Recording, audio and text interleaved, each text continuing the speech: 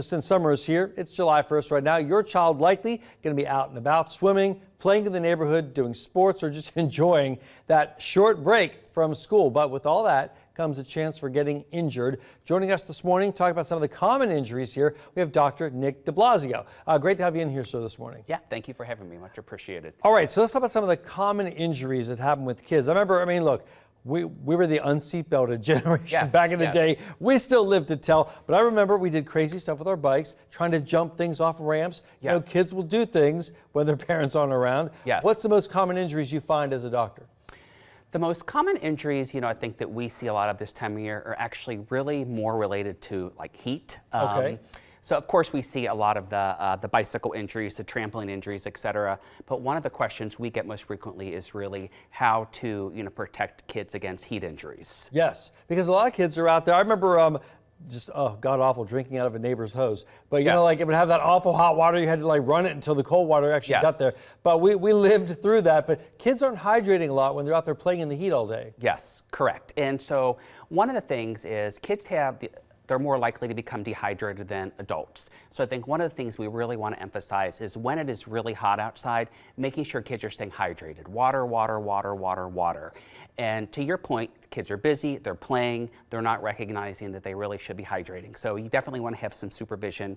When it's super hot, when it's like 90 or higher, and also take a factor in that humidity. When humidity is high, kids are more likely to have kind of heat-related injuries as well. Sure. So you get sloppy, you get kind of sluggish. Also, if they're not wearing sunscreen, and lately with the heat we've had, kids can burn rather quickly. Absolutely. So we definitely want to make sure that kids are wearing important sunscreen. You want to have SPF 30 or higher, and to make sure that you're reapplying that really every couple hours. Even stuff that's marked as waterproof should be reapplied every couple hours as well. Let's talk about drowning, because we know we've had some issues with this. Every summer it seems like we have to tell that terrible story of a child who has drowned for whatever reason. And we know sometimes you can just look away for a split second and all of a sudden someone's gone under. And sometimes the kids they're playing with aren't even paying attention. Correct. They don't know what's happening or didn't realize that their friend maybe didn't know how to swim. Absolutely.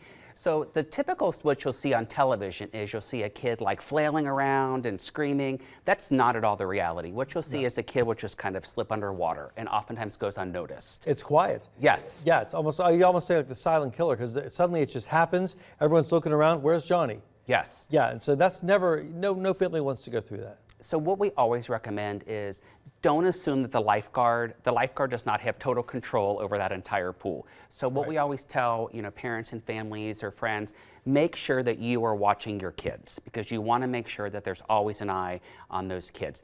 Don't let things like the floaties, stuff like that, all those give a very false sense of security. They're not particularly effective. The most important thing you can do is just watch your kids really closely, because as you mentioned, drowning is often very quiet and people don't even recognize that kids are struggling. Even kids who are the most experienced swimmers, if you're roughhousing in the pool, we've all been there and done it, someone can take on too much water and suddenly you got a bad situation. Absolutely. So regardless of age, always be watching kids, have friends, older kids that are more responsible. Even the older kids takes the younger kids to the pool.